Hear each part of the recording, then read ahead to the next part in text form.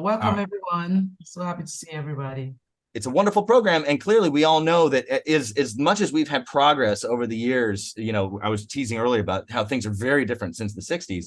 There's still change that still needs to be made, and progress is a beautiful thing. We might not ever attain zero, but by God, we want to try and do that progress as much as we can to make things as good as we can. Even with vehicles, you know, car accidents on the road, we might not ever get to zero, but by God, we really want to make sure that we get those things as low as possible. And one of the most beautiful things about this program is reinforcing what the state of California has already done, what the nation has already done, being able to say that these laws have put in place to protect. And sometimes we don't know how to use those laws and use those resources. And I'd like to have a kind of tease myself here that I had amazing health insurance for 5 years without ever even understanding how to use it. I just go to ER. I didn't know what I was supposed to do.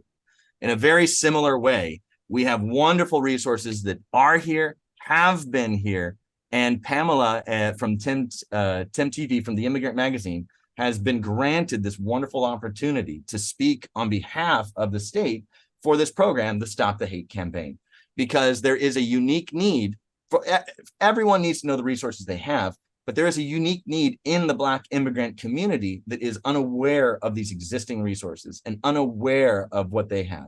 So this is where we're at.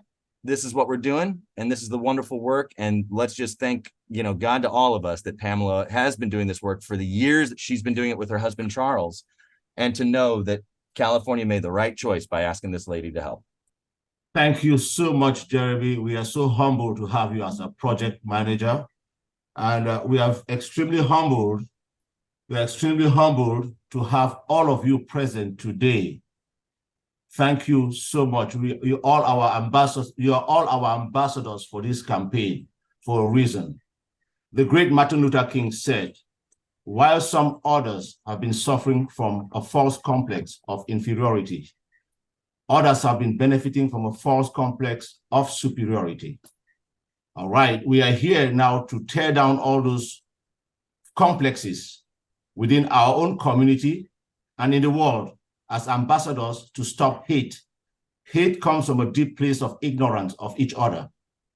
And we are here talking about stopping hate within the Black immigrant communities, inviting all of you to become ambassadors with us. So together we can be the change that we seek. And we are so humbled that you have chosen to take this role and that you are here participating at this time in space in the evolution of our history. You're here for a very particular reason that you would learn.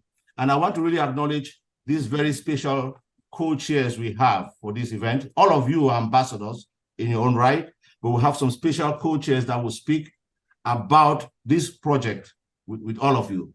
So we'll start with the City of Los Angeles, the Office of the Mayor. We have Lady Capri Maddox, the LA Civil Rights Department under Mayor Karen Bass is here. We also have as an event speaker, we have from California Against Hate. We have Yoli Anguino. And we also have His Excellency Thomas Kwakwa, Consul General of Kenya, a very, very progressive leader in the Pan-African community. We also have Dr. Belay of the U.S. Africa Institute, who is also here representing the U.S. Africa Institute, a very brilliant young gentleman. We have also Juanita Palacios Sims. She is the founder of the Black Latino Movement, California. She is a very instrumental lady in terms of bridging the diaspora from the Latin world with the community here. And we also have our also key brother, our alliance from the Caribbean. We have the founder and publisher of Carib Press, Brother Lyndon Johnson, who is in the house, representing the Caribbean voice, as well as we have one of the key speakers today. His name is none other than Agrippa Ezozo, who is the founder of the Africa Diaspora Foundation. So we are here with some select, amidst other leaders. I know we have a lot of other leaders here. We have NAPAC here. We have a lot of other great leaders here. And we'll all get a chance to say something. But we have also Naomi Achu, who is a great artist. We have Titus Fotso, we have Mr. Eyango Benjamin, we have Nancy Asenga from Tanzania, Benjamin from Kenya, Maduka from Nigeria, Bertin from Cameroon, Claudia Abba from Cameroon. We have Ruben de Groover from Liberia. Our outward African woman, Mona Lisa, is in the house. Okay, we have Akudinobi, Amaka. We have Judy Demes from Ethiopia. We have Ons Mami from Tunisia, Africa. We have all of us, Kevin Sauls, keep on going, Pam. Let me acknowledge my people. Perez Owino, great writer, producer from Kenya. We have Adewale Lipede from Nigeria, Natalie Besnell.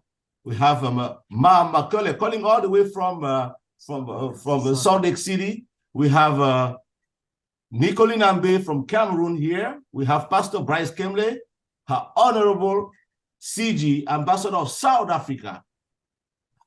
Babarua Sunduza is in the house. Okay. We have Michael Gabrielesi. We have Ambassador Guy Camden.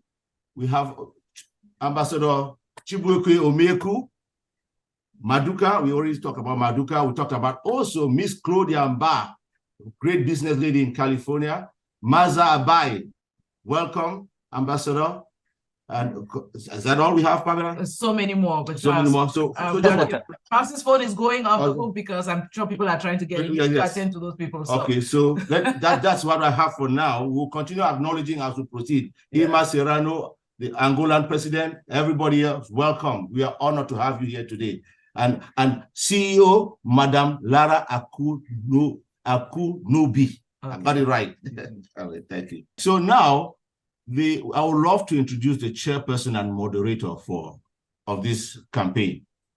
His name is none other than the very renowned Reverend Kevin Sauls, born and raised in Johannesburg, South Africa, an ordained pastor in the Pan-African Methodist Church. He has served congregations and communities throughout the US for the last 25 years. Most recently, he served as the former senior pastor of Holman United Methodist Church in Los Angeles. Reverend Sauls is a faith-based community organizer, an international social and economic justice advocate. He is the co-founder of the Priority Africa Network and currently serves on its board. He is also the co-founder of the Black Alliance for Just Immigration, BAJI, and currently serves as the chair emeritus of the board. A City of LA commissioner for 10 years under 3 mayors. He is the current co-convener of the Africans in America Alliance. As chair, he will briefly share on the theme, Love Illusion. Thank you, Reverend Kevin Sauls. Thank you so much, Charles, Pamela, Jeremy, and everyone present. Welcome. It's so good to be with you. Good to have all of you here. And this is certainly a very exciting journey. And just to say, this is not new for any of us. Whatever we do, of course, around the Stop the Hate campaign and this work around challenging hatred, ongoing hatred in the United States, is basically, as I said, when we co-founded the Black Alliance for Just Immigration, it is part of the ongoing work that the civil and human rights movement in the United States has been doing around the historic hatred that African Americans has experienced, as well as the ongoing hatred that's going on. And so for us as Black immigrants to join in this movement or to continue in this movement, because many of us have been in this for many, many years since our arrival here in the United States. And so it is just a joy for us now to have this opportunity to continue this work in this more organized and coordinated fashion as we do, as we come together to do this. Cornel West, one of my favorite, theologians, basically said that, love on a private basis is expressed by way of intimacy, but love on a public, basis is, basically based or demonstrated by way of justice, social justice, racial justice, economic justice as we continue to do this work together. That's why we are here. And yes, it is called the Stop the Hate campaign, but in the work that I've been doing for the last 25 plus years, it's easy to say what you are against, and sometimes a little bit more difficult to say what you are for. Even though we seek to stop the hate, right? Part of our work together is to see how we strategically start and strategize around what it means to be loved in this society, regardless of your ethnicity, regardless of the color of your skin, et cetera, et cetera. And so part of us is inviting us to always make sure that what we are engaged in is really to challenge the soul and conscience of the United States of America by way of really the revolution of love, right? Love based on our humanity, love based on our dignity, and love based on, who the divine has created us to be. That's why you will see this hashtag Lovolution, because it is about the revolution of love for us as we continue to do this work together. And so it will involve all of us, and that's why we've invited all of you to be here to represent your network as part of this challenge. At some point in time, some of us, if not all of us, has experienced hatred in this country. For me, it came, in the spring of 1990, right? While I was in undergrad in Madisonville, Tennessee. That's East Tennessee, outside of Knoxville, Tennessee, where I went to school, around that. For some, it may have occurred as recently as last month or last year. For some, it may not have occurred yet. But the prevailing evidence, that we are experiencing is a deep sense of anti-Blackness that continues to take place, in this country, ever since, the arrival of our ancestors in 1619, here, and then the development of racial capitalism and its many manifestations that we are dealing with, today. Now, certainly, we've come a long way, but Lord knows we have a long way to go.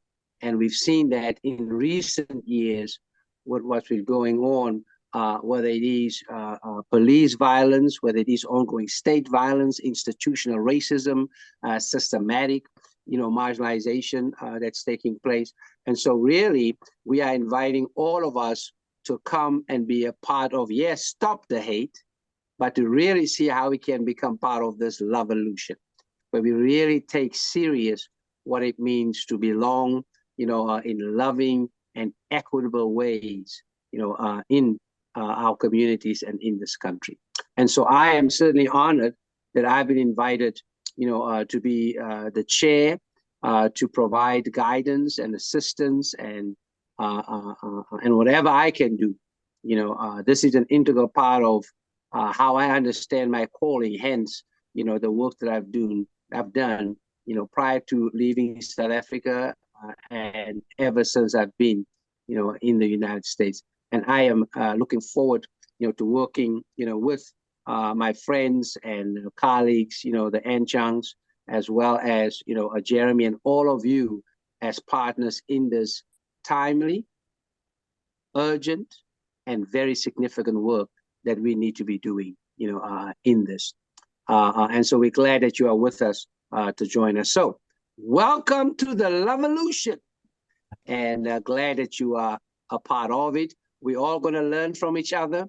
This is a wisdom circle. Nobody has a monopoly, on all the knowledge. And so I'm looking forward to this being a learning experience, a listening experience, but most of all, leveraging the assets that we have to transform us, from, experiencing anti-Blackness or the hate, towards, Black immigrants, to really this Lovolution around it. More about how we're going to do that later on.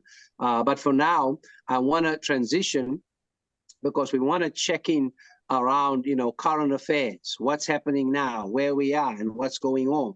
And I want to introduce Pamela Ancheng, who is the founder of the Immigrant magazine, and looking forward, to her sharing, with us. I believe she's also part of TIMTV. In fact, she's the host for TIMTV, and Easy will also, share some words, and I'll say a little bit about him later on.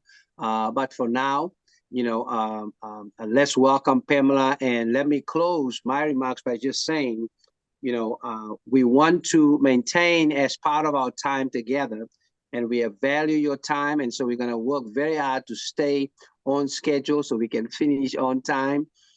This is only the first of many convenings, and so let us continue to maintain a positive tone. Let us continue to be constructive in our engagement, and let us keep the main thing as we continue, our work together. Let me now introduce, the other fearless leader together, with Charles Ancheng is Pamela Ancheng, and she will come and just talk with us a little bit about the current state of affairs, and really appreciate, her, her commitment and visionary work on this. Pamela? Thank you so much. Well, thank you so much, everyone. I'm so emotional at this moment, very touched by your presence here. I'm not going to talk too much. I just wanted to give a little overview, but I want to also start by thanking Jeremy, our project manager. Jeremy, I don't know how to thank you. I don't know how I would have done this without your assistance, and Reverend Sauls for accepting this responsibility. And of course, my husband, Charles, who is my partner, business and everything. And I want to thank all of you.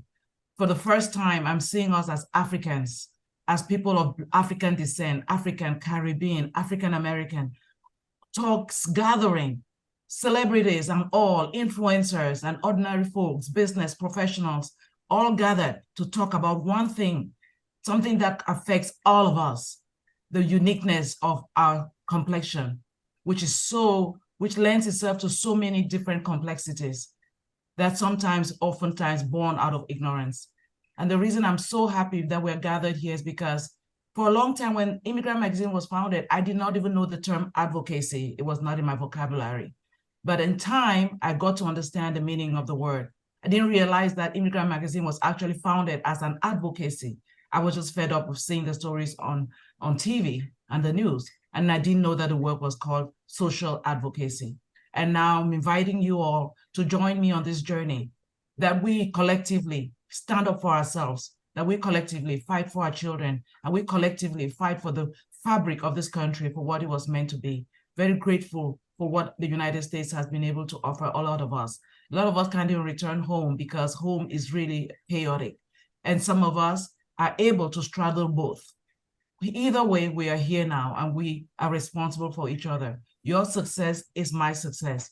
I want us to look at this movement as the movement, not just about our complexion though, but about hate in any way that it raised itself, that we begin to tolerate one another. If we have children that are LGBTQ, that we understand them. If we have family that is struggling in any way, that we understand them. That anything, whether gender, sexuality, race, anything that is hate, that we deal with as people of African descent, that this movement will be where we can find a home, that we can be able to surrender, that we can be able to look out for each other, for each other's businesses, each other's enterprises. We have not had any form of meeting where all of us as people of African descent, I repeat, whether African American, Caribbean, Black, Latino, wherever, from north, south, wherever we are from, that this is finally a home.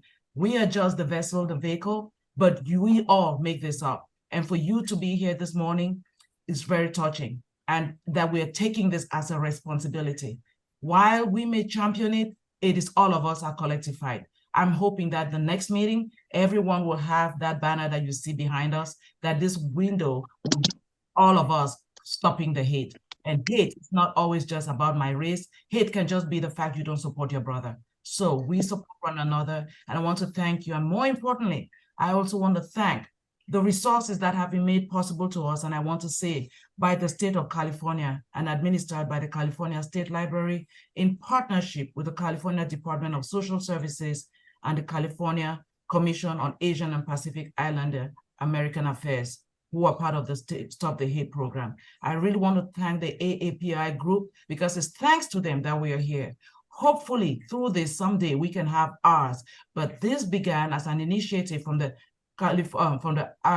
Asian Pacific Islander community who experienced a lot of hate during an administration that attributed COVID to them, and they were targeted. And so they approached the governor, who then signed this initiative and is being administered by the above organizations that I just listed. I want to thank them because they fought. So we, as people of African descent, we can fight for others as well.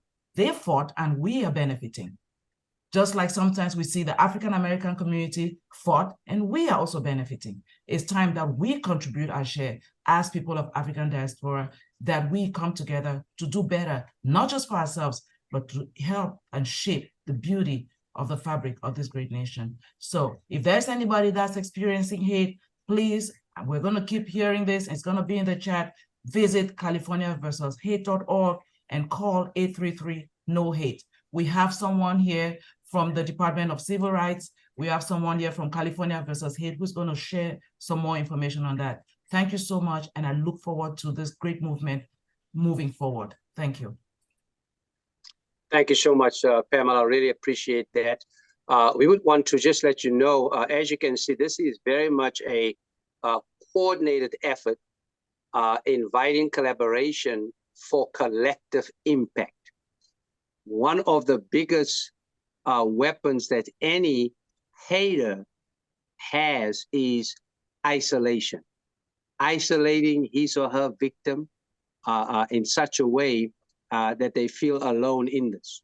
And that's many, many times how it happens for us, whether we go to a restaurant, whether we are one of our children is at school, whether we are at work, no matter where we may find ourselves. You know, it's just this strategic way of isolating us and then facilitating an act of hatred. Well, this movement is saying that we want to be coordinated. You are not alone.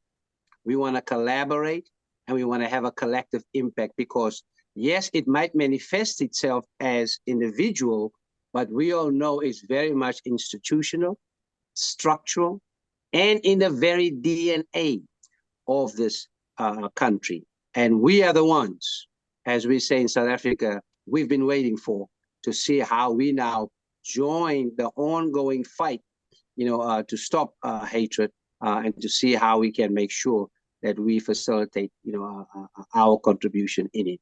And one person that also continues to work on this is the one who will just share some words right now, Mr. Easy Agrippa, who is the founder of the African Diaspora Foundation. He's known as Easy, not Easy, just Easy, okay? And he's the founder and the president of the African Diaspora Foundation, a 501c3 organization dedicated to global peace and human rights education. He has met and hosted numerous heads of state and dignitaries who supports the peace education movement.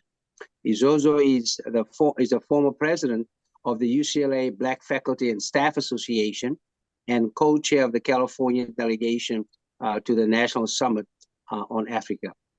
We appreciate his commitment and his dedication to this work, and so glad he's able to join us, you know, for our time here together. And so right now, it's a joy for me to introduce Mr. Easy Agrippa. Wow. Thank you very much. Thank you very much. You are my hero. I'm here with my wife, Sylvia Litana Izozo. I don't really know where to start.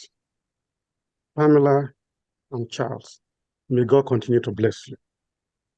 This is something that we have been doing, but I don't know how both of you were able to gather all these people, notable people, to talk about the one issue that is so dear to our heart: peace. Jeremy, this is my first time seeing you. Thank you, sir, for your heart. and for your presence. You remind me during the civil rights movement, there were a lot of white people behind the scene. And I'm bringing that one up because, for me personally, the air that I breathe today in America was made happen from the civil rights movement.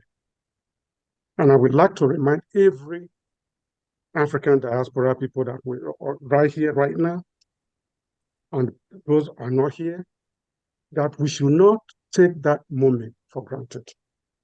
Without those people who stood up to say that no, segregation should not be something that we can embrace. And that is how all of us are enjoying the freedom that we have. I give my thanks to most African Americans, but millions of them died for no reason. And we don't know nothing about them. It's something that we need to put in school. I have to give two quotes from Martin Luther King, since we're talking about hate. One of them says, I have decided to stick with love. Hate is too great a burden to bear. Second, darkness cannot drive out darkness. Only light can do that. Hate cannot drive out hate. Only love can do that. These two quotes are very important to all of us. When the violence erupts in any country, if it is not on your side, you think you're not part of it. I remember during the Liberian War, the Sierra Leone War, the apartheid in South Africa, the DRC, what is going on. We, as African collectively, both here and the one on the continent, we feel disconnected. We are not part of it. What is going on in Cameroon, you hardly see other African people say, let's come together. Now, all the killings that we have in America today, in the street of America, from Chicago to Los Angeles to New York, majority of them are blacks. Yet, we never come together. But when it is in your own home, you will be calling, how can I get in touch with Reverend Sharpton? But how many times have we sat down with Reverend Sharpton and said, what can we do to make sure we bring love, peace into our home? Before I came here in 1965, there was a riot in Watts. They call it Watt riot. Yeah. 34 people were killed, 11,000 were injured, and $40 million property were damaged. April 29, 1992, Rodney King happened. Over 50 people were killed, 2,300 people were injured, about 1,100 buildings in Los Angeles were damaged, and over $1 billion lost. Put all this together. It can be you, it can be me. So my message to this group, especially the African immigrant that we hear, thank God we have Charles and we have Pamela, who are now championing this, to say, what can we do? You might be safe today, but tomorrow you don't know what is going to happen to you. This is all we're asking about. So I'm thinking that after this meeting, and I thank all of you to take your time out to come to this, let's see what exactly, after we say stop the hate, what next? What next? That is a question that each and every one of us need to ask. I am speaking English with you because there was a man who taught me English in Nigeria to let me abandon my own native language. I thank him though, because I'm communicating with all of you. If I didn't go to school, I would not learn English and I will not communicate with you. Think about what we can do to stop the hate. The classroom is the best place to be. And some UCLA people are taking this thing further. And hopefully when we come to that, we will share more information with you. For that, thank you, Pamela, Charles, Jeremy. May God bless each and every one of you. I am here with you, whatever I can do. Thank you. Thank you so much, Mr. Easy, and we want to acknowledge your wife, Sylvia.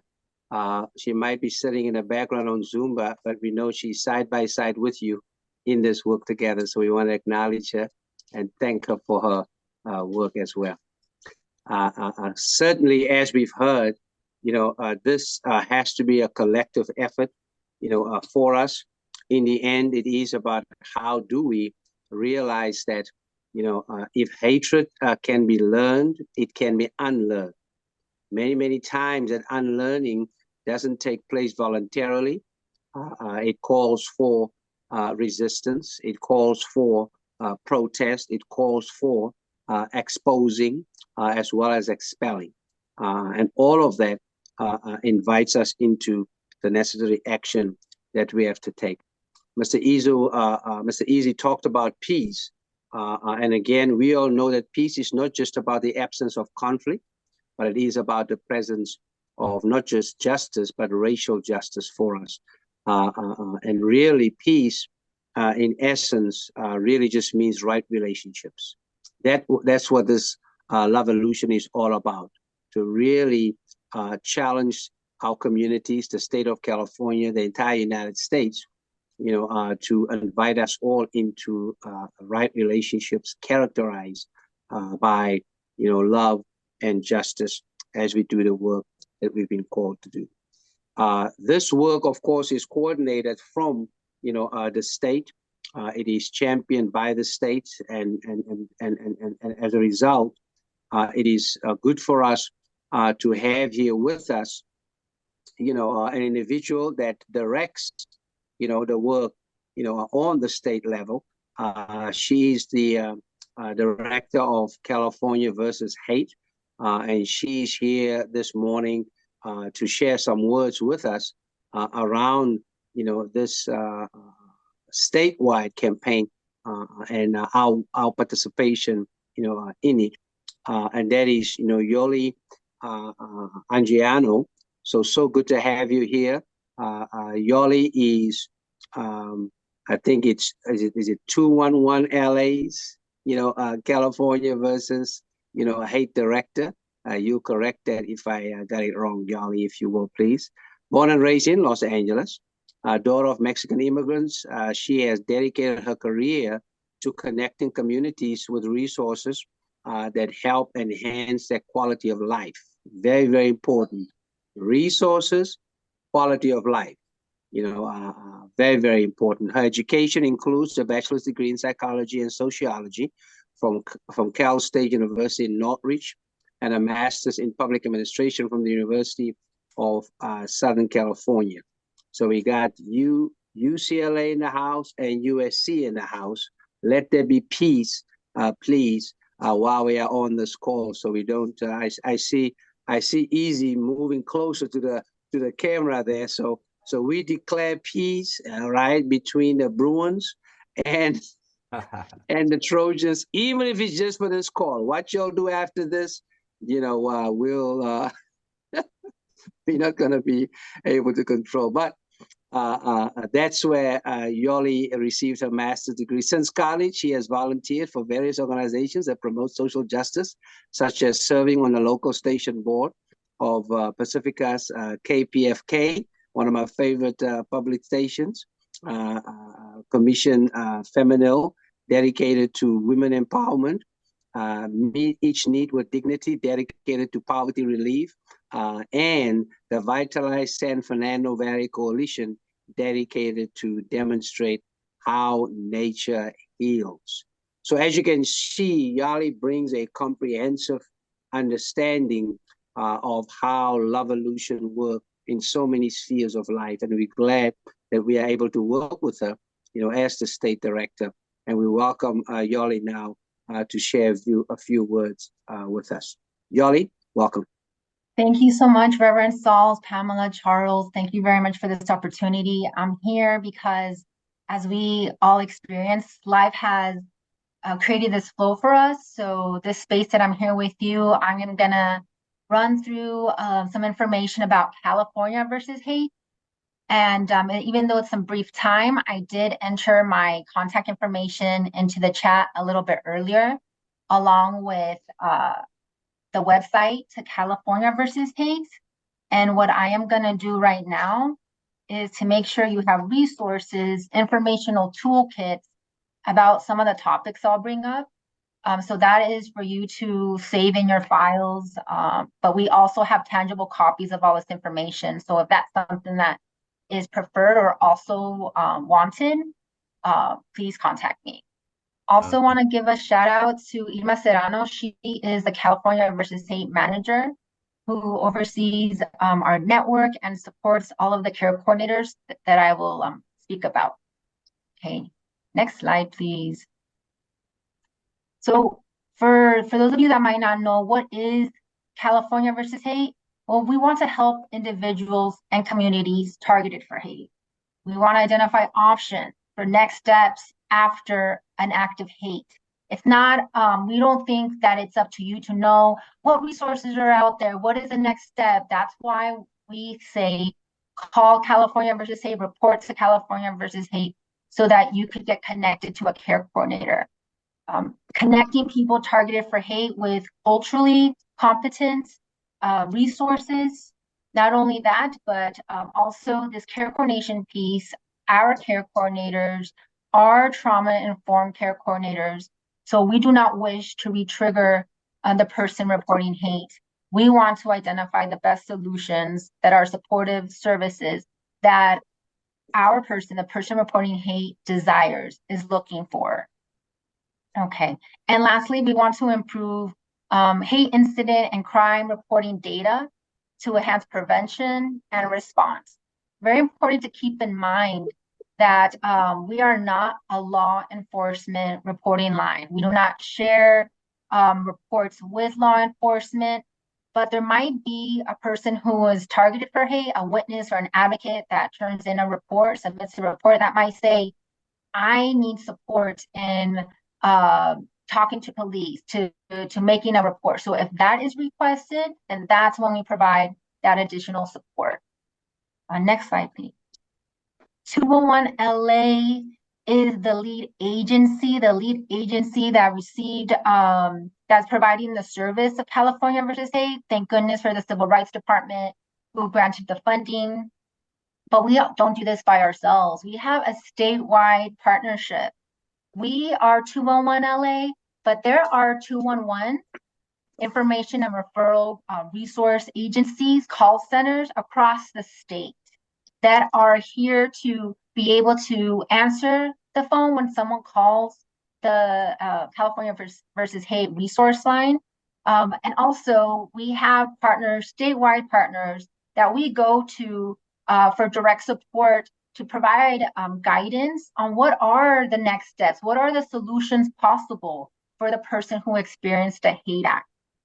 The whole goal is to have this significant collaborative effort to cast a real safety net around victims, around the folks targeted for hate.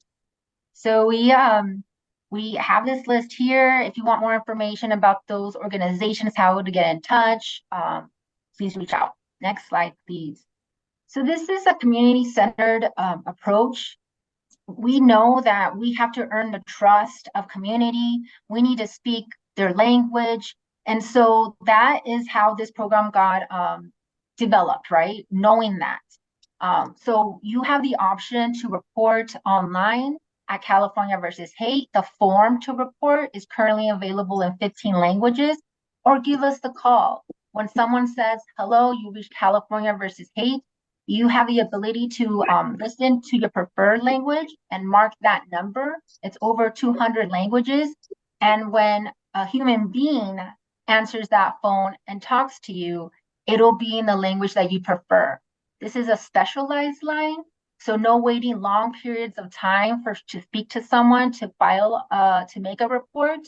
It's less than 3 minutes. That is our goal. It's a specialized line that is open Monday through Friday, except those holidays from 9 a.m. to 6 p.m. But no worries, you could leave a message, and the next business day, one of our care coordinators is going to call you back. Next slide, please. And you don't have to tell us your name. You don't have to disclose your personal information. You can report anonymously. Whether or not someone reports anonymously, your identity will not be disclosed without your permission. We ask you, do we have your consent to share your report with community leaders, with our partners? And without the consent, well, then we want to earn your trust, and that's what we abide by. The only exception, I must disclose this, is that if the person reporting hate makes it known that there's child abuse, elder abuse involved, or if this person is in imminent risk of violence at that moment when we're on the phone with them, well, then that's when we need to get contact information, and we don't resort to an anonymous report. If you have questions on that, I could speak to that more on a one-on-one basis if you wish. Next slide, please. And again, did I go through an incident? Did I go through a crime? Like, I don't know. I just know how I felt. Let our care coordinators support you and provide you that guidance. But in a nutshell, a hate incident is a hostile expression or action that is motivated by the bias against another person's actual or perceived identity. Perpetrators may be motivated by different discriminatory biases, including but not limited to your race, your ethnicity, your color, your language, your religion, your sexual orientation, your gender identity. There are two main kinds of hate incidents. One act of hate that are not crimes, but they still violate civil rights laws.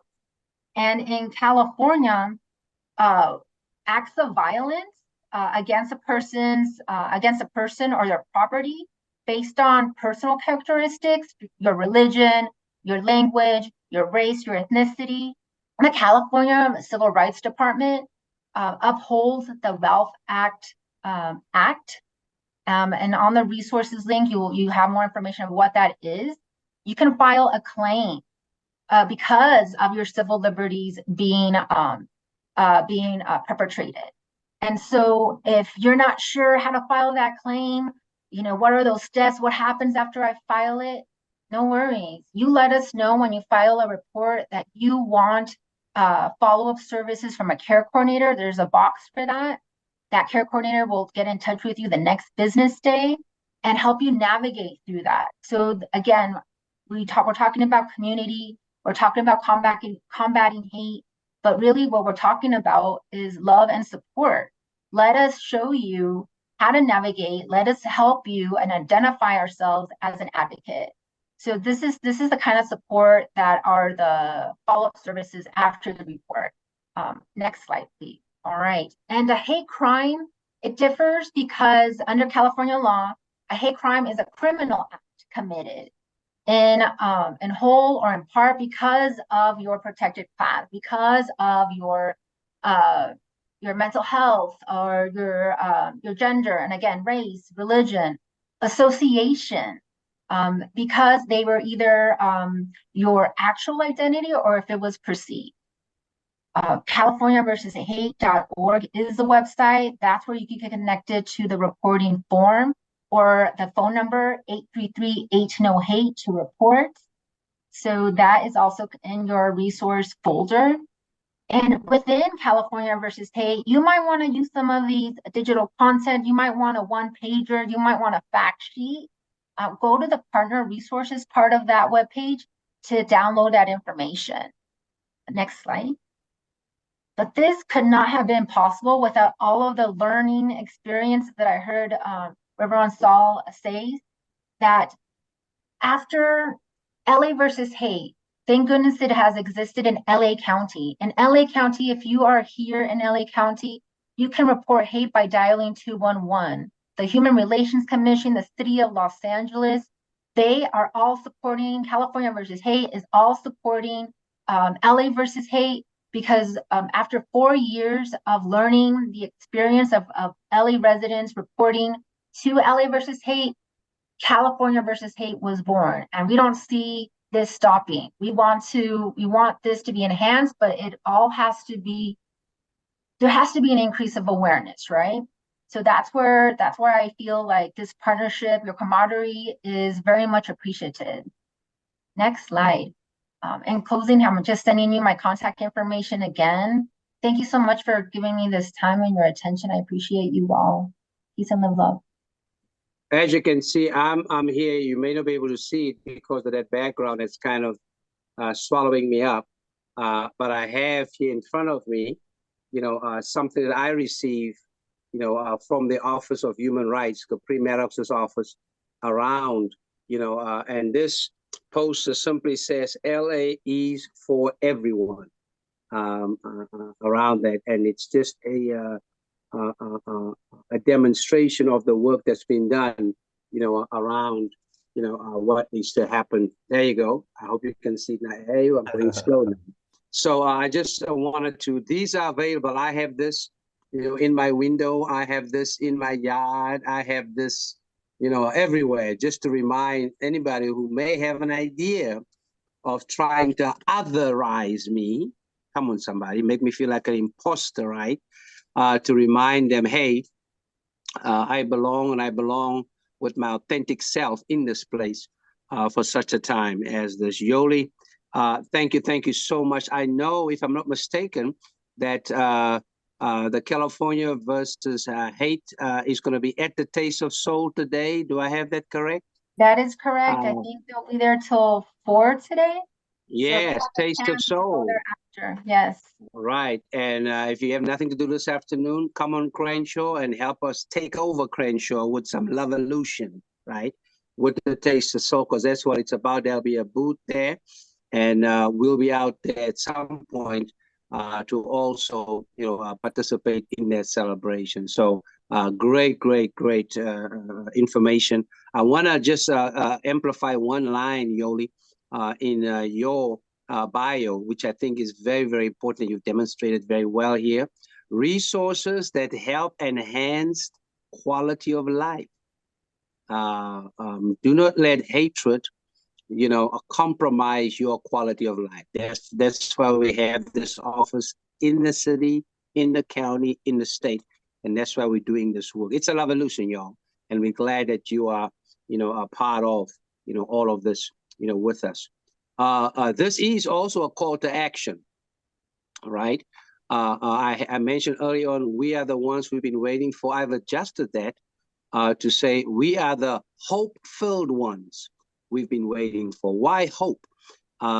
Because hope is different than optimism, right? Optimism, takes a posture of spectating and hoping conditions, get better by itself. Hope takes the posture not of spectating, but participating, right? Hope is a call to participation, to make things happen, to participate in facilitating things. And so part of all of this is a call to action. It will involve all of us. It invites all of us. And it starts with, where you are, because you are a very important asset, for us in all of this. And so we want to share a little bit about the action plan that is being put together. And Jeremy is going to, and Pamela, I believe, will be talking about this, as we, kick this off, as we continue this, and as we invite you towards a commitment to engagement as part of all of this work together. So Jeremy, I'm going to ask you to take it away, as we, continue, this work, and also share how our ambassadors will be an integral part of this work. Jeremy? Thank you, Kelvin, and thank you, Yoli, and thank you everyone who's spoken so far. Agrippa, I'm still trying to recover from your compliments earlier, the accolades, and also your story about how you got here and where we're at today. So talking about why we're all here in the first place, where, we are these ambassadors. Well, what does that even mean? And what is Stop the Hate? Now, Yoli went through a whole thing about some of our resources with Stop the Hate, which is phenomenal. Our goal is to kind of marry those two. The state of California is trying to amplify a message, and we're trying to amplify that message as well. So you all will help us amplify that message. We're all going to be each other's megaphones here. And what does some of that stuff kind of look like? So primarily, we're talking about community engagement, awareness, support, and what that looks like. And some basic things that we're going to be dealing with is providing all of you as ambassadors social media kits, branding guidelines to be able to say, like, here's a packet, and when you guys put a post up, here's the language we want to use. There's certain attribution we have to provide the state as well, and there's certain target messaging we want to do. So in a perfect world, TIMTV, the Immigrant Magazine, will be able to put out a post, and we can keep you guys all on a little list to be able to say, hey guys, we just sent out that post, retweet it, reshare it, post on your social medias this message to help us amplify. The state might know the resources we have. TIMTV might know the resources the state has. You guys might know the resources from this meeting. Now we need you all to help spread that message even further down and matriculate laterally across all of our other groups. Now, some of the ways we plan on doing, so that's the ambassador kind of like engagement, support, continued mouthpieces. But we also want to be able to say sponsorship is a pretty big deal as well. In order to amplify messages, it is something that we want to be able to do. We have planned for the year five big events. We have a mixer that's going to be more intimate, smaller setting with a bunch of you leaders. Then we're going to have 3 cultural events, predominantly focusing on a unique African immigrant community itself, whether it's Caribbean, Latin, or whether it's Nigeria, African, Pan-African, etc. So we're going to be focusing on those and highlighting. We talked about this earlier, that hate.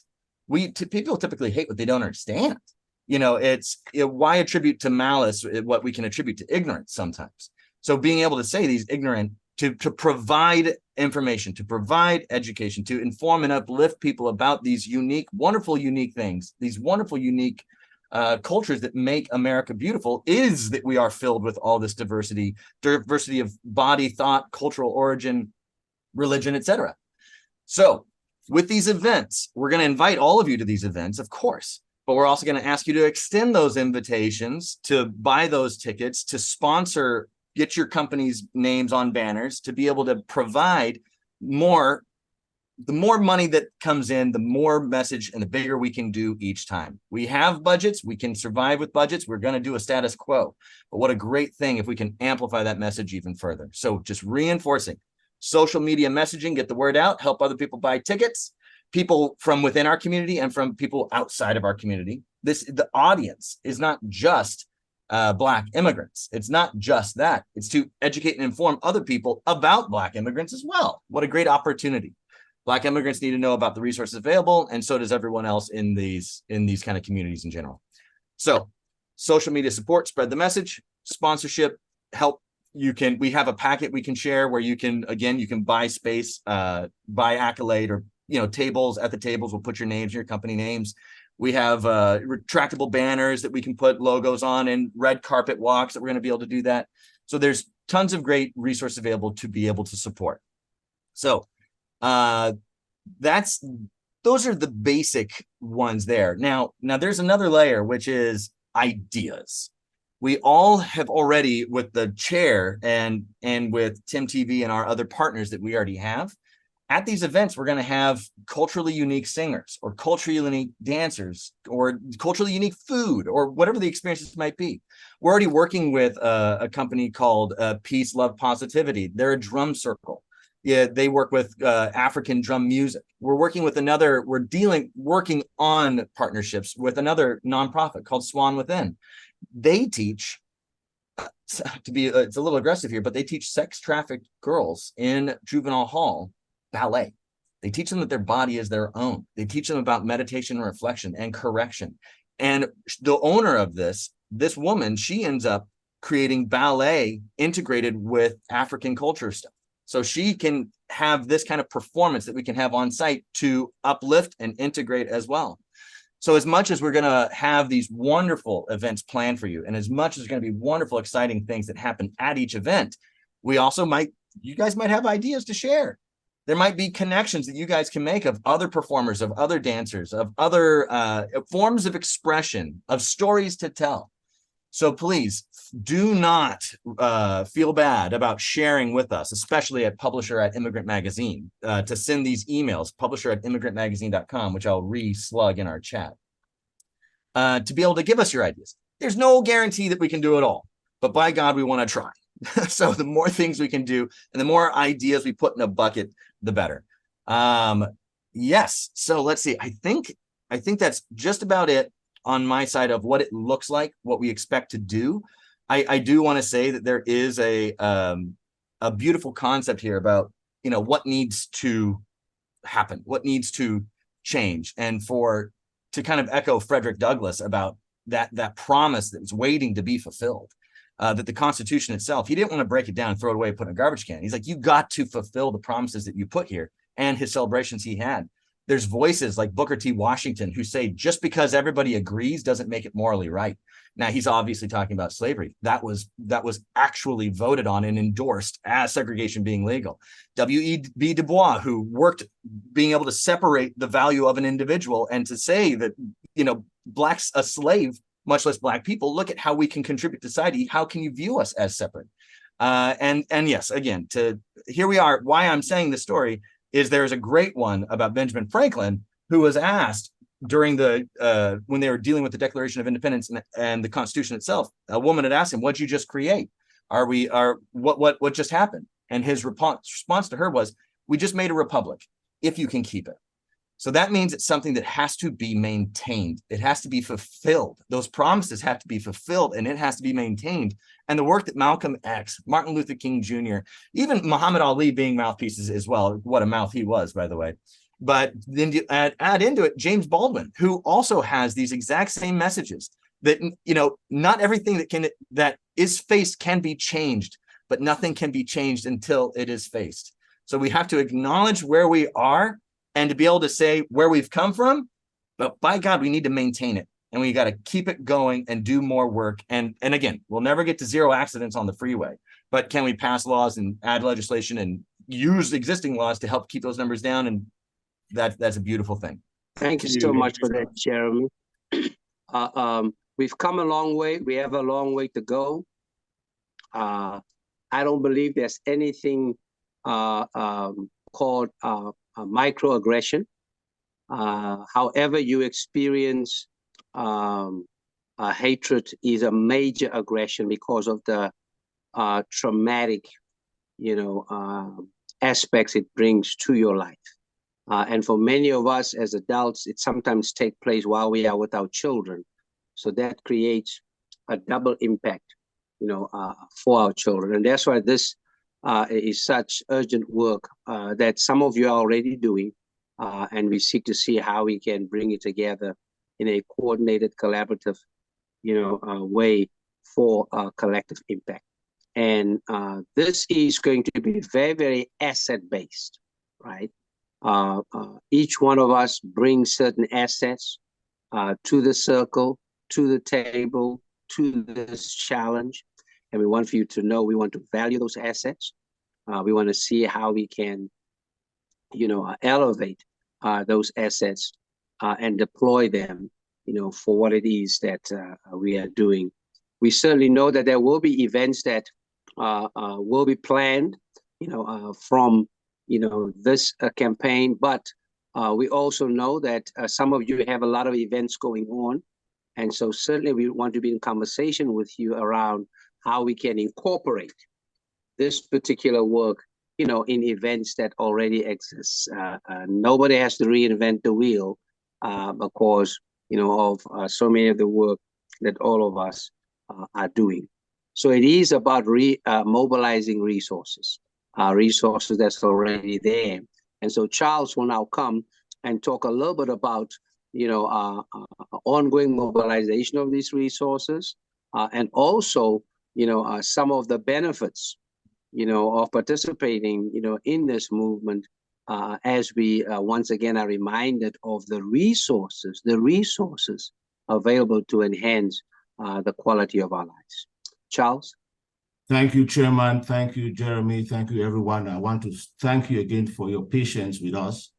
Talking about mobilization of resources, the first key resource is all of us working together as a collective of people of African descent. That's the first major benefit.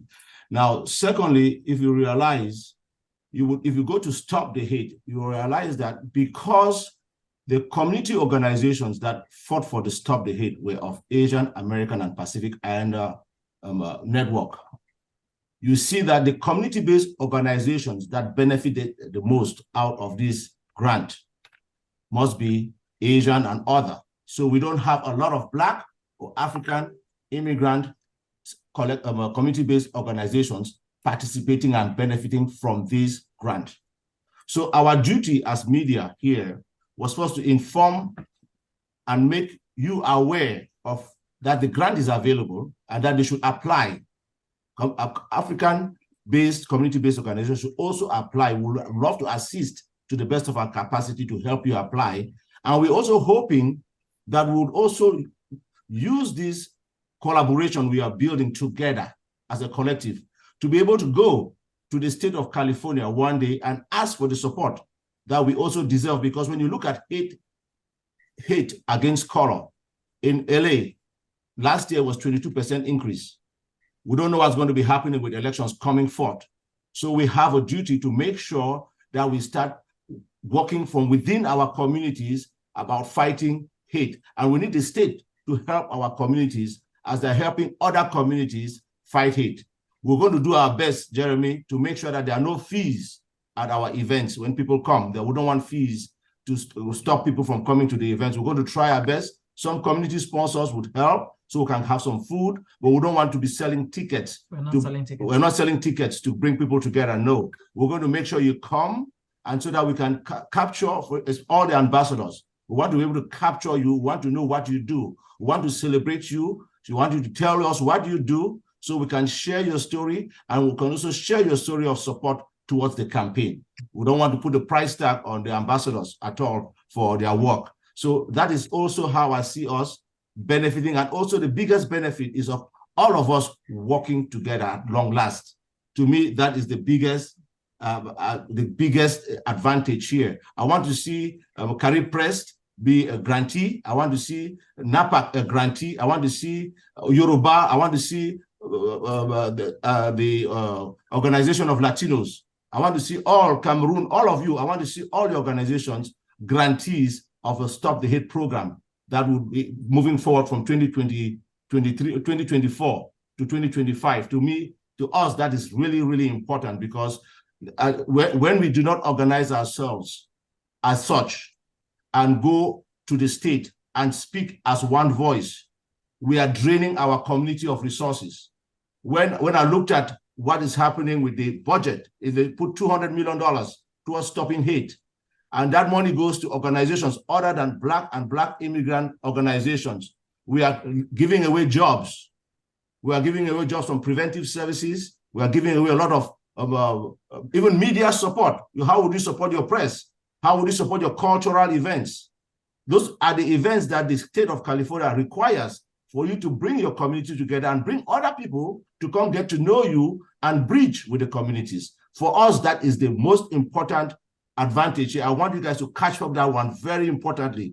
That is where we need to come on strong. We need to come together and support each other and build resources from within ourselves so we can go to the state and demand that we be given the resources too. I want to see events that are being produced by Africans all over California being supported by the state of California. For us, that's important. I want to see our artists getting paid, because these organizations have money to support their artists, because that's how it works. If we're not doing that and engaging these artists to invite other people to come to our community and see how we live, we are not building tolerance, we are not building peace. So to me, that is the core value here for the community, for you, the ambassadors, and your community-based organizations.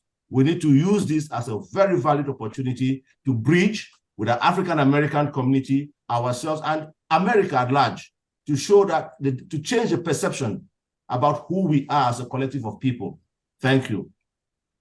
Thanks so much, Charles. Really appreciate that. One cannot underscore the importance of us realizing that we are all in this together. And the invitation is to see how we can all get to know one another, appreciate each other's assets, and then through that, leverage those assets so that we can facilitate, this evolution and bring it to reality as part of, this important work. An antidote to hatred is not just love, but joy. And so as Charles talked about our gatherings, nobody can take away the joy that we have and the joy that we bring. All of the organizations I'm a part of, no matter where we get together, there's just this contagious joy that I believe is a threat to the hatred that's out there. And so part of this whole evolution piece, is to elevate that joy and to elevate that love, as part of our time together. We have some co-chairs that we are very excited about involving in this work, and that is because they've already been doing this work. And of course, we're very excited about having them as a part of it. We're going to invite, each one of them to share just a few words, so you can kind of get to know who they are and why they said yes to being a co-chair. And you will see that those who are co-chairs, it's multi-generational, multi-regional, multi-ethnic, men, women, those who are in the diplomatic corps, those who are, in city government, those who are facilitating, programs, in community and throughout the state of California. So we're very excited about it and how, this collective will come together to see how we can, facilitate this work. We're going to start off with a video that was sent by, Capri Maddox from the Los Angeles Civil Rights, Department that's under Mayor Karen Bass. And so we'll hear that video and then we'll go to, Juanita Palacio Sims. I'm glad that I'm connected with most of these folk.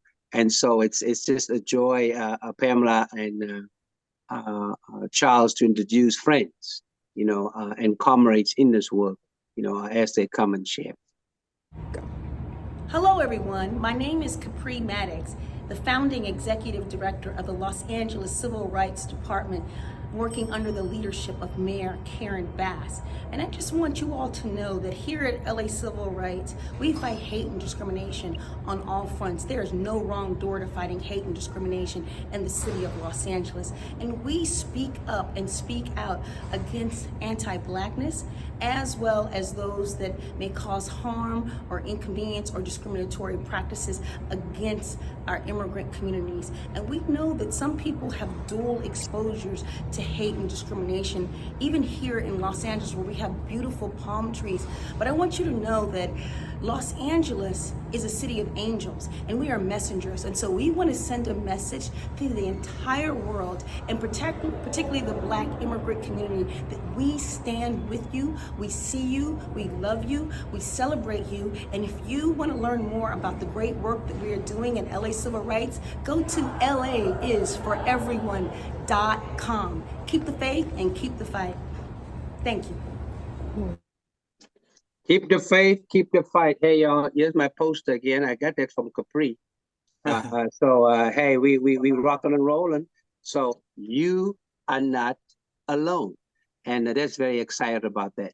I'm glad to introduce my sister, my friend, Juanita Palacio Sims, who is the founder of the International Society of Black Latinos.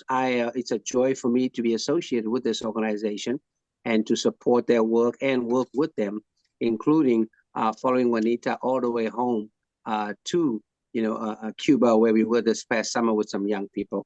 Juanita, if you would just share some words as our co-chair. Just briefly, thank you so much to Pamela Charles and Reverend Sauls, you know your family. All three of you are. I thank everyone for having me speak, and it's awesome to see our community, as Pamela said, finally come together in one accord to fight this thing called hate.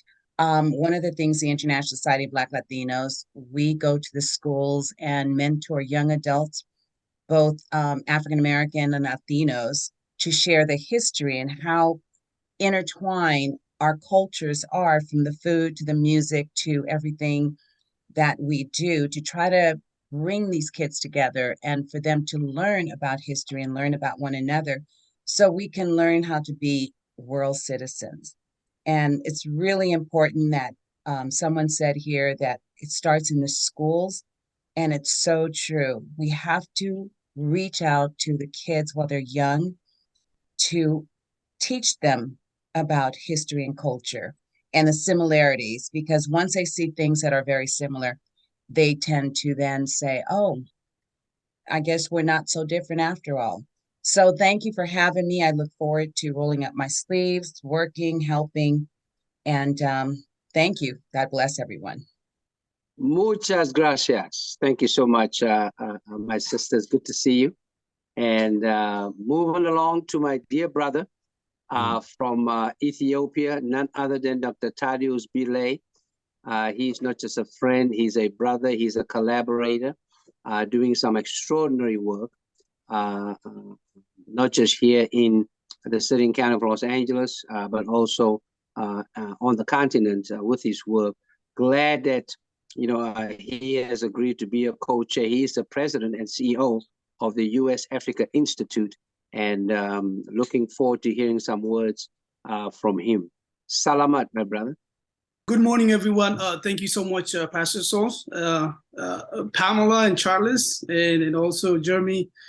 Thank you all for doing this important, project. This is a very timely initiative. We have seen a lot of,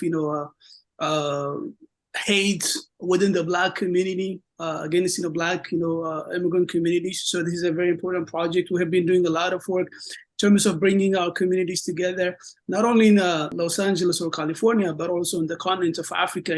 We have so much civil war and problem back home. I just got back from Kenya and Ethiopia as part of a Fulbright project to address peace building passes in eastern part of the continent. So this is a very important project. I think coming together as a community is very important, and as Pastor was said, and then also Charles, I think this is a huge resource. We have each of us have a lot of resource. So coming together as a family, as a community member is very much important, and we need this kind of conversation and dialogue, to address hate within our, not only hate coming against us, but also within our community. There's a lot of fighting our communities, so we need to address that within the diaspora community. And I also appreciate. I'm very happy today because I see a lot of diverse faces, diverse community members here.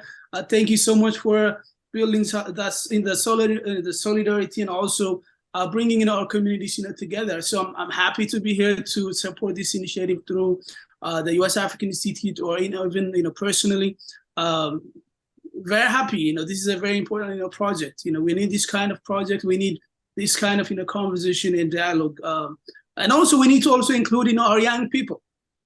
Young people, from schools, college, we need to reach out to them to be part of this leadership, and then also this conversation. I think the majority of young people are also a target of hate crimes, right? So, and also we need to also look at the immigration policies. Our community members, the Black immigrant communities, 2 out of 5 immigrant communities are Black immigrants, who have been deported to home countries, because of racist immigration laws. So we need to also talk about the intersectionality of all these policies and then practice, in this country. But I'm very happy to see all of you today, Charles and Pamela. You guys are a hero for our community. Very happy that you're able to bring all of us together. we need to continue this conversation. We need to build, this momentum. Very happy to be here again. Yeah, thank you. Dr.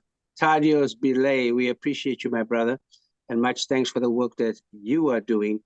Yes, it is intersectional, and it's important that we make those connections. I know Lady Lara and I were at a meeting together this past week with the deputy mayor around, LA Africa trade strategies. And we were clear with the deputy mayor around the importance of public-private partnerships, especially as it relates, to issues around immigration, right? We can't say we want a LA, Africa, trade strategy, but we don't want to, deal with the challenges facing us as it relates to visas, as it relates to anti-Blackness related to visas.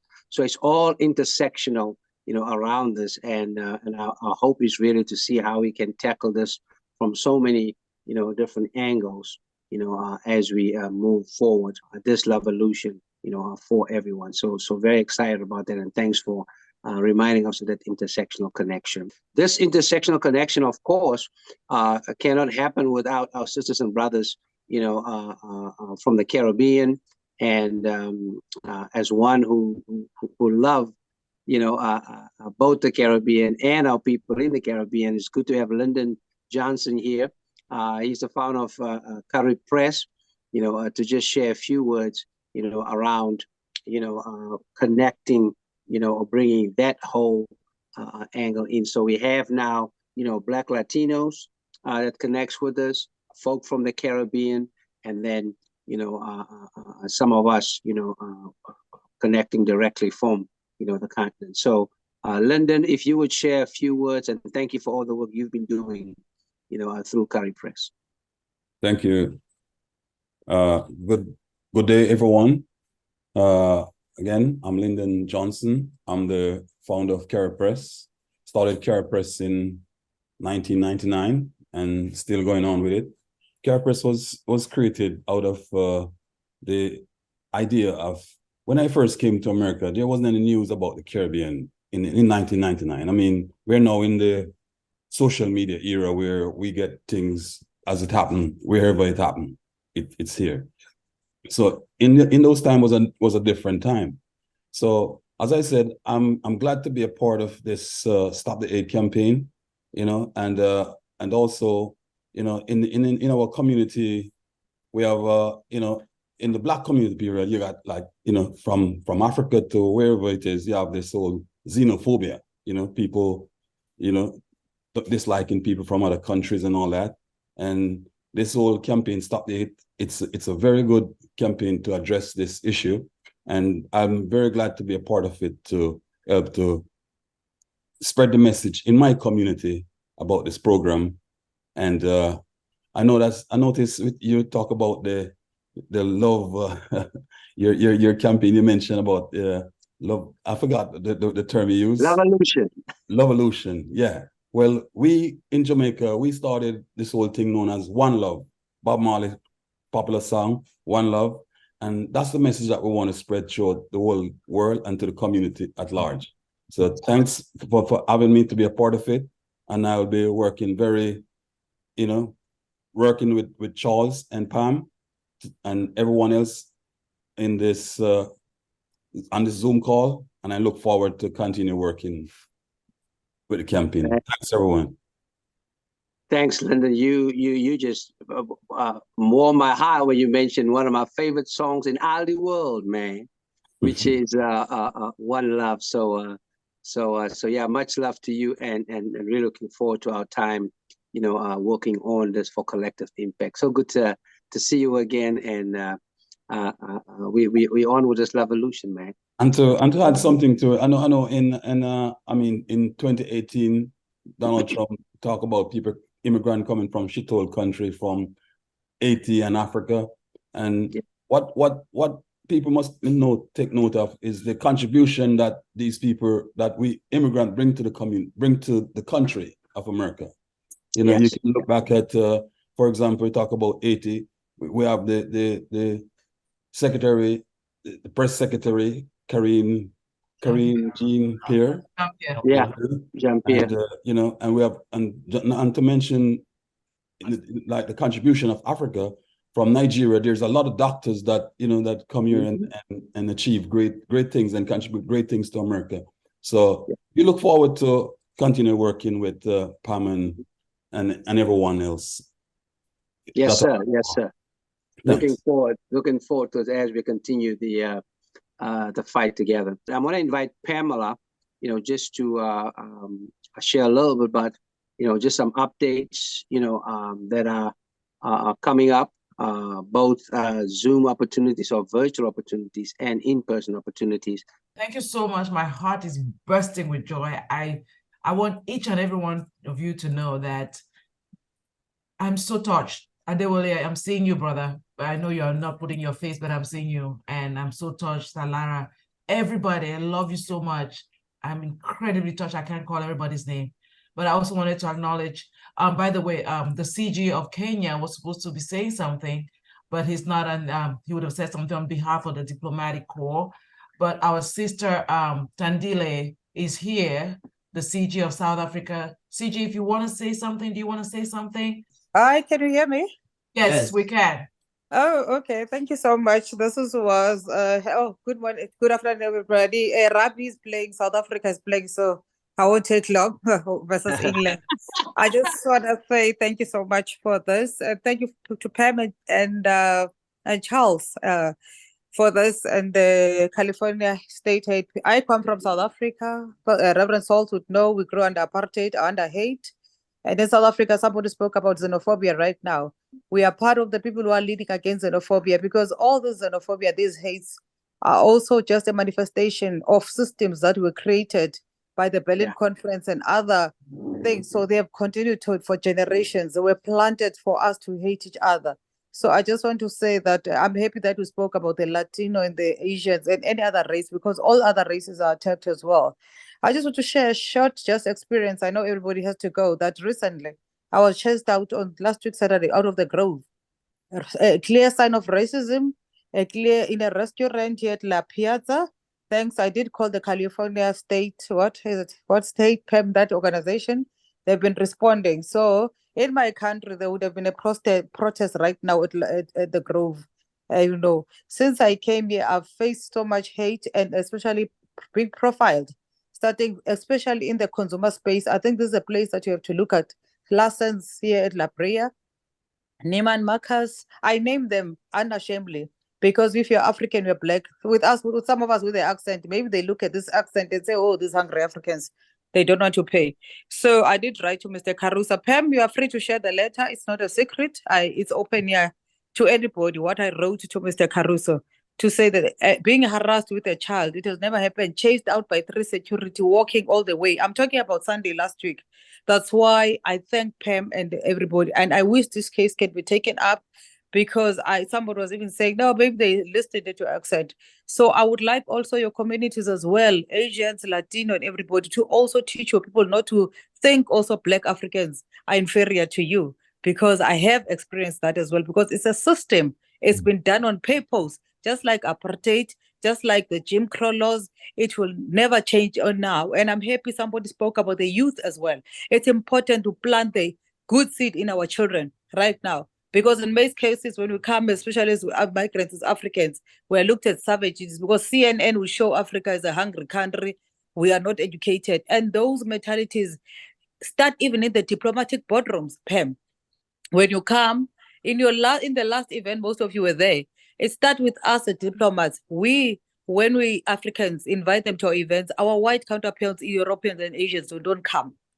But they expect us to come to their event. In the last event, I said it openly, Pam and Charles were there, and I saw them, some were uncomfortable. So these things are not only in communities, they start in politics, in the diplomatic spaces. So we have to stand up and fight this together. Thank you so much. Thank you. Can I just continue? I'm glad that you got a chance to talk, and Yoli is here. And Yoli, I want to thank you so much, because Yoli's been the one following up on CG's case. So Yoli, now you got to see the CG who was affected by this. She's not the only one. A very famous South African artist, Jonathan Butler, faced something similar. And most of us have these stories, and we have some links. Jeremy, we have links that if you want more references for why this is important. We don't want to bash, but we just want to say why this conversation we're having is really important. And I don't want to talk much, but I want to give a chance to NAPAC to say something. They're a very important organization. And that will be, Jeremy, if you just let Lara Akunobi say something. She has a hand up. Go for it. Thank you so much, the incredible Anchang family and Jeremy and Pastor Saul. I'm speaking to say, at least on behalf of some Nigerians, who we have sort of numbed this hate, even in our community, we are numbed. But whether you have experienced it or not, I want to say, Kofi Annan, one of our heroes in Africa, he said, we need to create a world that is equitable, that is stable, and a world where we bear in mind the needs of others, not only what we need immediately. And he ended it by saying, we are all in the same boat. Just one hole at one end will sink us all. So it doesn't matter who is experiencing the hate.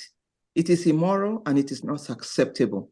So this is something for all of us to rise. And thank you for having me. All right, thank you so much. So I'm going to go on now to talk about what comes next. But I want to acknowledge my brother Windsor from Haiti. It's good to just to let you guys know we have Haiti in the house. Brother Valsinos is here. But I'm going to go on and say, so now moving forward, thank you so much for coming. So the next activity that we have planned officially will be the launching, which is our first mixer. That will be on in December, so December 10th. And you all will be a part of that event. All our activities are free because this has been made possible thanks to the grant, a small grant, not big, but enough for us to gather at least. And that's where when we talk about any kind of support, what we mean, it could be in kind, or if you have, if you can give us food to eat, or in a space, anything is well. So if you're interested in being a part of this movement as a partner, please reach out to us so that we can make this something really robust that will go beyond California, because we are just the beginning. Unfortunately, we come from a state where they pay attention to these things. So we can take this and make it a global affair, because the hate is not just here, it's all the way back home. I see infighting amongst ourselves, blocking boundaries, blocking borders for each other. So it's not just here. We need to address the hate, and it begins with us, and we here will start. My sister Amaka is here. She's an attorney. She knows a thing or two of that's what's going on. So at our event in December, you ambassadors, all of you will get a chance to say something. This was just a meeting for you to know what this is about and what we have planned.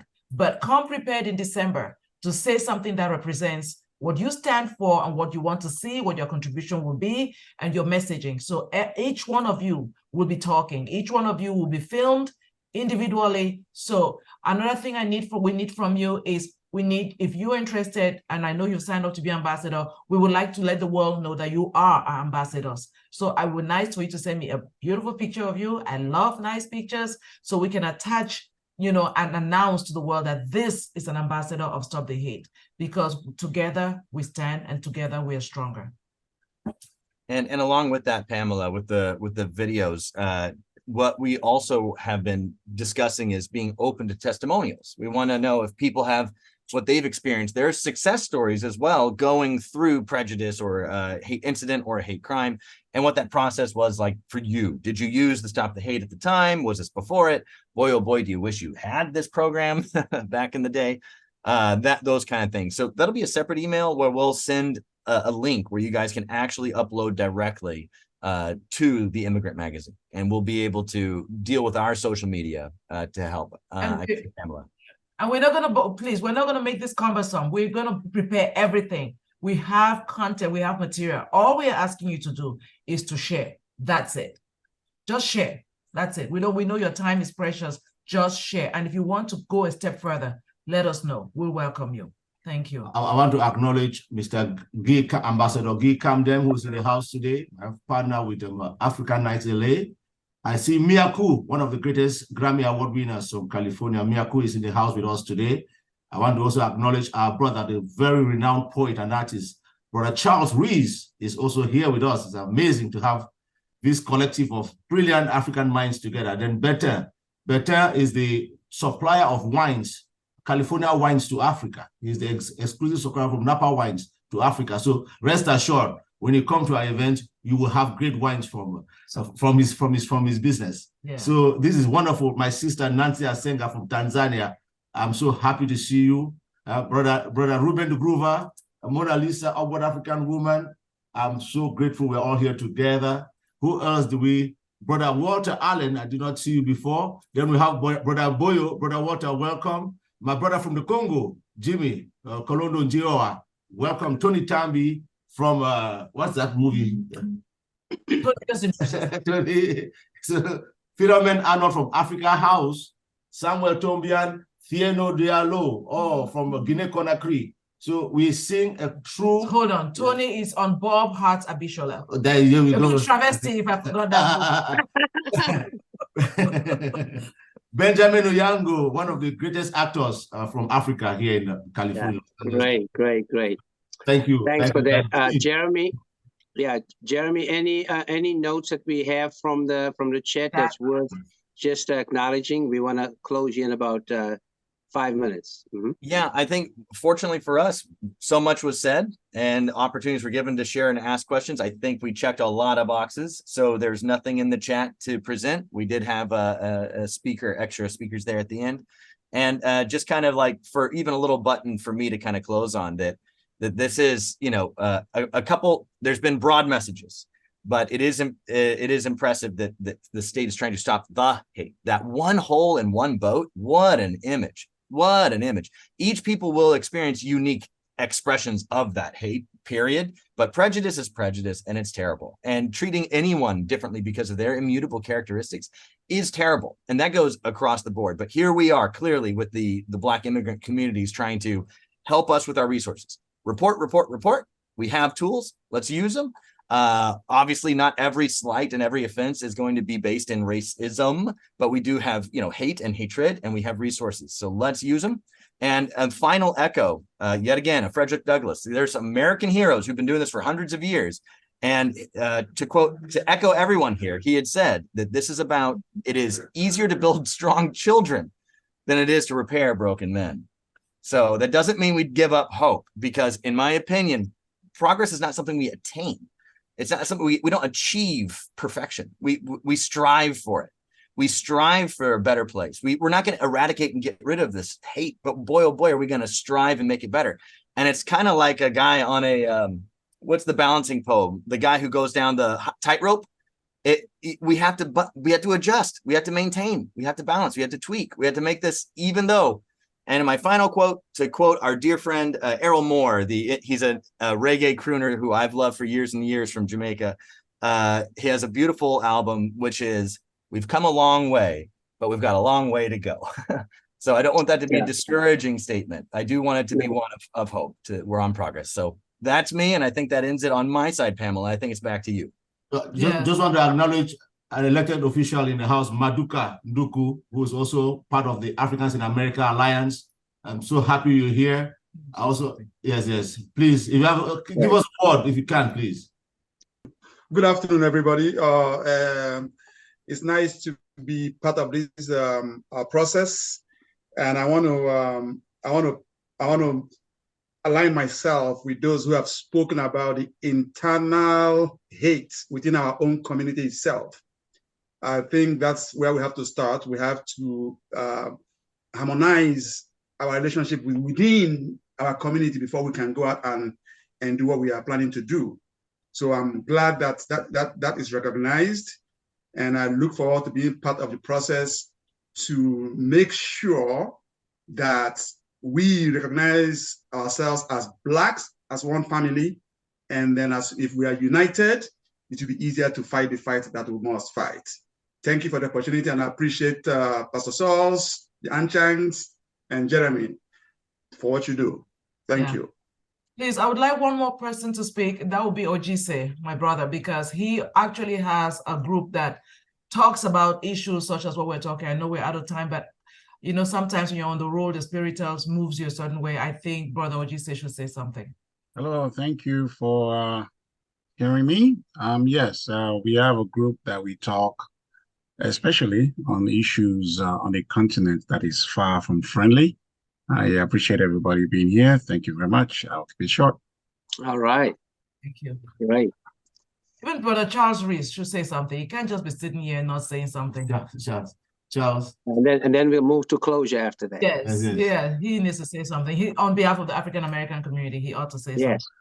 Well, thank you very much. I'm just going to use a James Baldwin quote because I like that you're using Baldwin. James Baldwin will be 100 years old come 2024. We're working on an entire year celebration. So I'll use a James Baldwin quote, and it simply says, "Go the way your blood beats.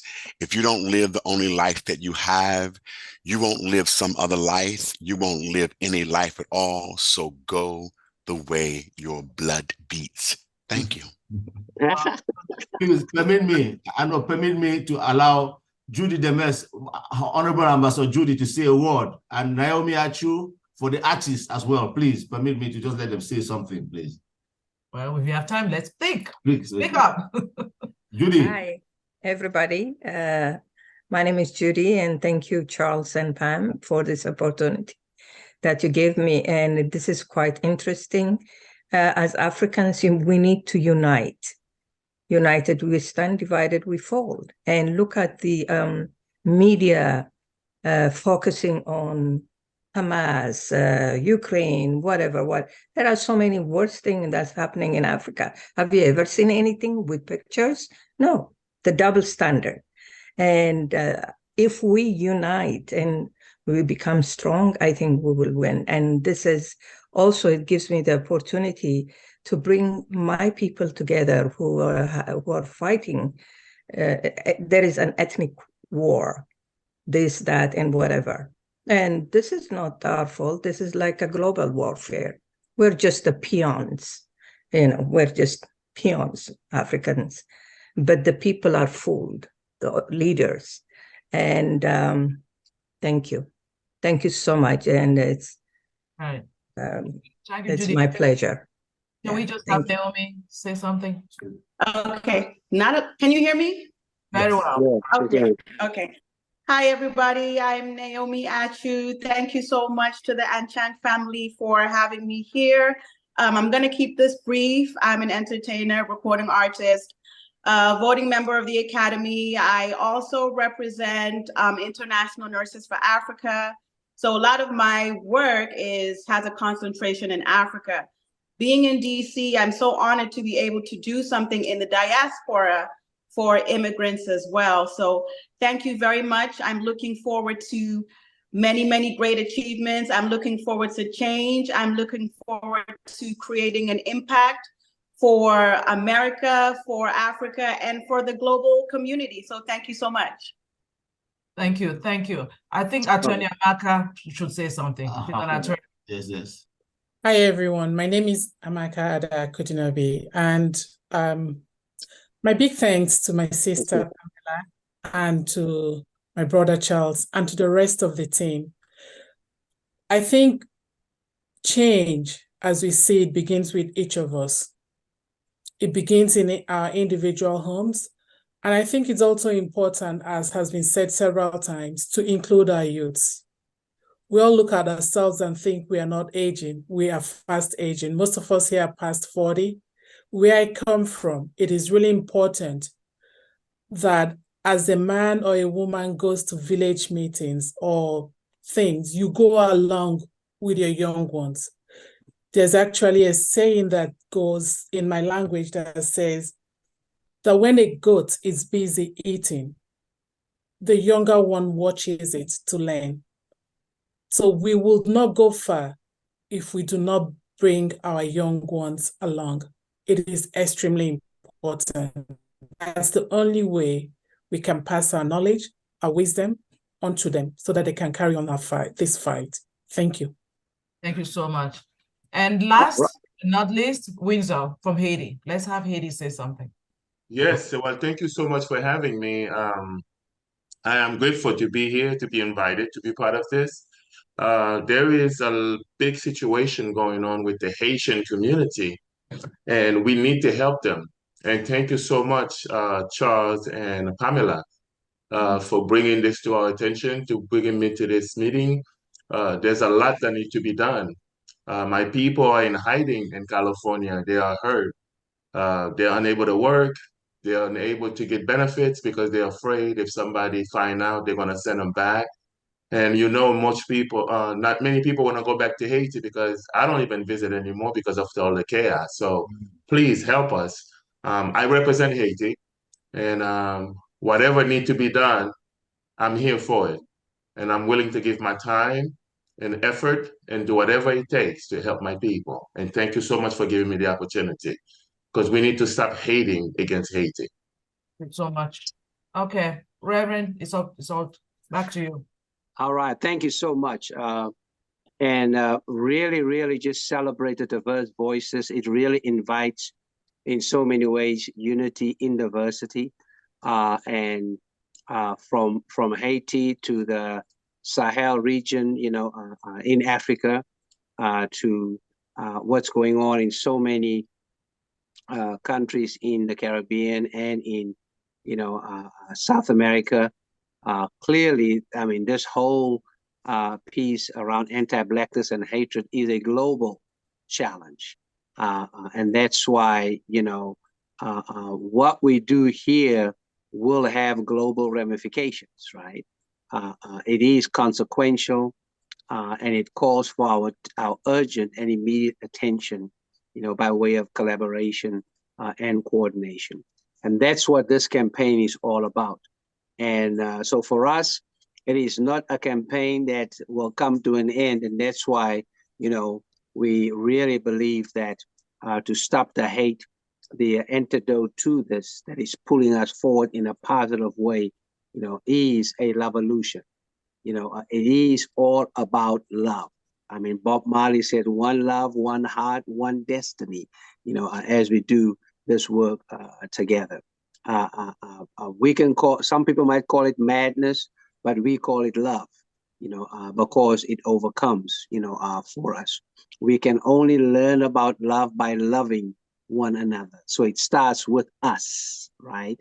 And how we get to know each other, get to appreciate one another, and then learn how to love one another. Because a life lived in love will never be dull, because it will be filled with joy. It will be filled, with the opportunity to keep on, keeping on. After all, life is like a flower for which love is the honey. So let us not just be the honey for and with one another, but the hope for and with one another in this work that we're called to do. I close by saying this: we did not arrive in this land with a people in a place in a vacuum.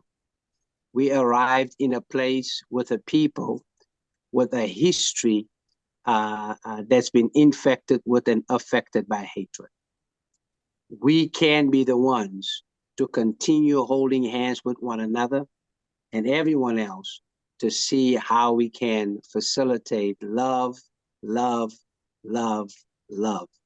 And through that, joy, joy, joy, joy. And so it's exciting to be a part of this. I want to once again thank Pamela and Charles Anchang for their leadership on this. I want to thank our co-chairs for making themselves available, Jeremy for being the project manager and working on the technical side and on various sides. And then all of you just for taking the time out of a busy Saturday to just join us. Let's continue to work on this revolution and really see how we can turn the tide on hatred, because love has to be waged, just like hatred is being waged by a lot of people out there. And we are the hopeful ones that we've been waiting for. Thank you so much. All right, let's wage peace. Pamela, is that the close? I think the close is thank you. We are so humbled by your presence here today, and we look forward to seeing you. Tentatively, the 10th of December will be our first mixer where we get to meet each other. We can't wait to see all of us together at that next event. So please, thank you so much for your participation. We have no words to express our gratitude. I'll leave it to my president, my boss, Pamela, to conclude. So, No, the conclusion is just that we're looking forward to continue this conversation offline. through the chats, the WhatsApps and everything. Thank you so much. Listen, I can't wait for December, what it'll be like. I imagine all of us being there and everybody from the diaspora being there together, you know, on one accord. It'll be wonderful. So we're looking forward to suggestions, ideas of what this will look like. Feel free to contribute, but we'll be reaching out to you. Thank you so much and have a wonderful day. And let's go to the Taste of Soul. Bye, everyone. Bye, everyone.